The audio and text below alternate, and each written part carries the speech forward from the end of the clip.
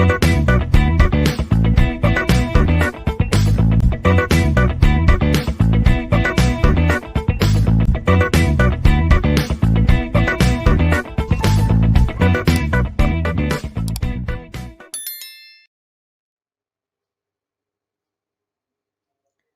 everyone. In our previous videos, you have seen the power BJT construction, its output transfer characteristics, switching characteristics and base drive control. In today's video, we will see what is meant by power MOSFET, how it is different from the linear MOSFETs.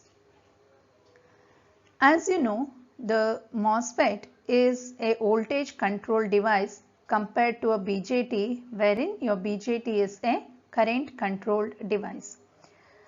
And this power MOSFET switching speed is very high compared to power BJTs. So these power MOSFETs are usually used for low power high frequency converters. One more advantage of this power MOSFET is they do not have the problem of secondary breakdown as in the case of BJT. Okay, so instead of power BJT, power MOSFETs are usually used. These power MOSFETs are broadly classified into two types. One is enhancement type MOSFET and the other one is depletion type MOSFETs. In this particular video, we will concentrate on enhancement type MOSFETs. Depletion type MOSFETs will be explained in the next video.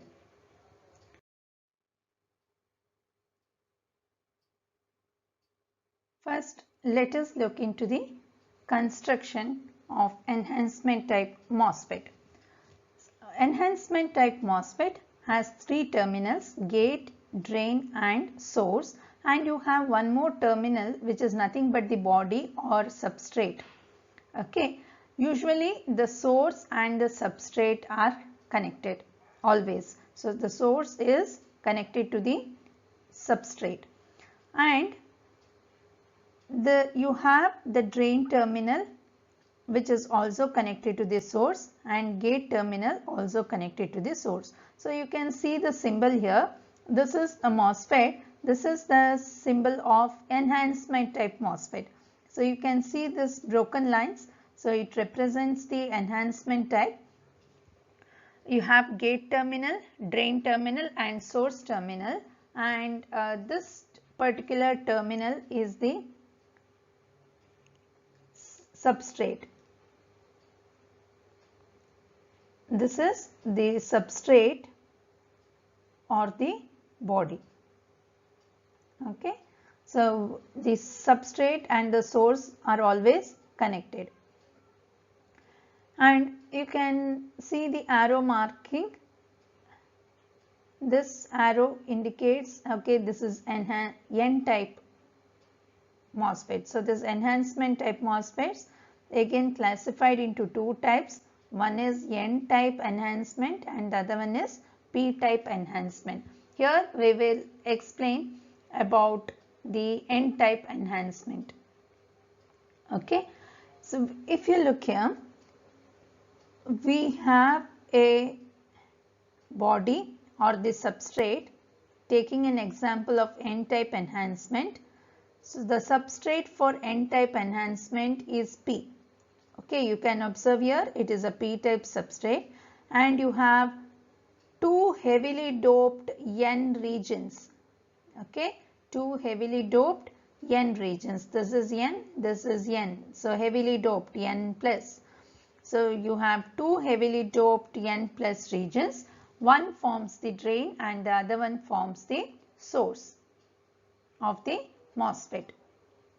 Okay, unlike your BJT, wherein your collector and emitter are doped with a different concentration, here in the MOSFET your drain and source will be doped with the same concentration. And this is the gate terminal, which is nothing but a metal. Okay, a gate terminal of the metal, So this gate and your substrate is separated by oxide. So this region is nothing but the oxide region, which acts as an insulator. Now this is regarding the construction of the enhancement type MOSFET, and most important point to note is the enhancement type MOSFET, you don't have a physical channel under the oxide layer. Okay, you don't have the physical channel which exists between the drain and source.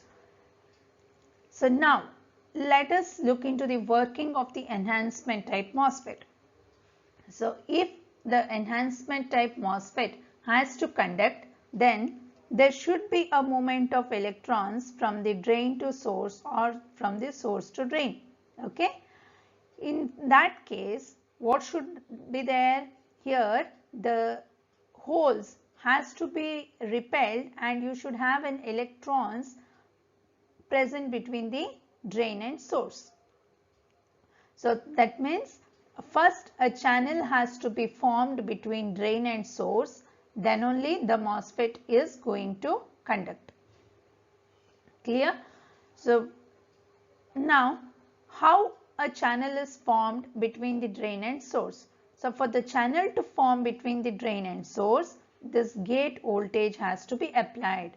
So gate voltage has to be applied so that a channel is formed below the oxide layer in between the drain and source.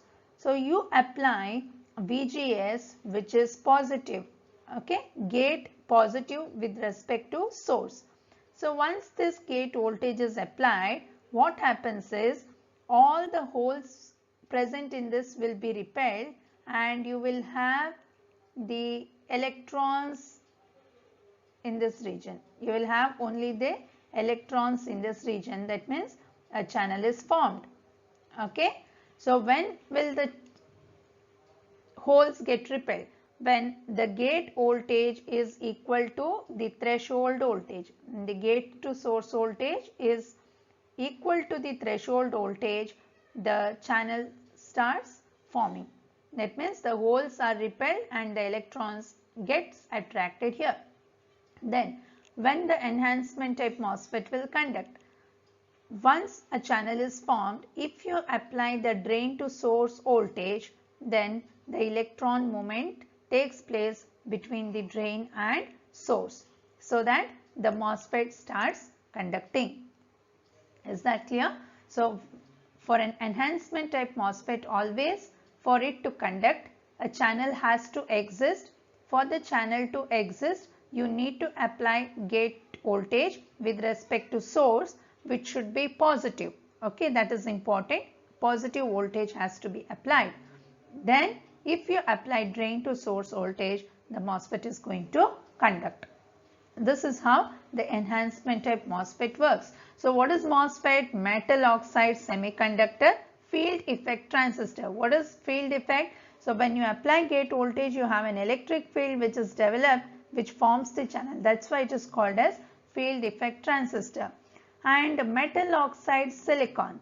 Okay, metal oxide, the silicon, that is your semiconductor, which is the material used. Okay, metal oxide semiconductor, the material used is silicon usually, and you have the metal, you have an oxide layer, you have a semiconductor which is usually a silicon. So this is the working of enhancement type MOSFET. Next we will see the characteristics. So the output characteristics is a plot of drain current versus drain to source voltage. That is otherwise known as drain characteristics. So if you observe this characteristics, it is similar to the characteristics of power BJT. So here it is written cutoff for gate to source voltage which is less than 1.4 volt. That means the MOSFET has not conducted until 1.4. That means our threshold voltage is greater than 1.4. So less than 1.4, the MOSFET is off. That means it is in cutoff. So our threshold voltage is greater than 1.4. So VGS greater than 1.4. If you keep VGS say 2 volt and vary the drain to source voltage, you can see the variation in the output current. Similarly for 2.5, 3, 3.5 and 4, which is shown here. So it has again 3 regions. One is cutoff region where the MOSFET is off. The other one is the linear region wherein the output current increases with variation in the input voltage. Next is the saturation wherein your drain current is almost constant for any change in the input. That is the saturation region. This is the drain characteristics. What about the transfer characteristics? Transfer characteristics is a plot of drain current versus gate to source voltage. So when you vary the input voltage, which is gate to source, once it reaches the threshold, as I have shown, until 1.4 it is not going to conduct, greater than 1.4 it will conduct. Okay, so you can take say 1.5 as your, or less than 1.4 to 1.5 as your threshold. So after that the current is going to increase. Till then your current is equal to 0. This is the transfer characteristics, and most important thing to note here is the threshold voltage for N-type enhancement MOSFET is positive. Okay, the threshold voltage for N-type enhancement is positive. If it is a P-type enhancement, then the threshold voltage is negative. So as well as your drain current and gate to source voltage polarities will be reversed if it is a P-type enhancement. So next video we will see how a depletion type MOSFET is going to work. Thank you.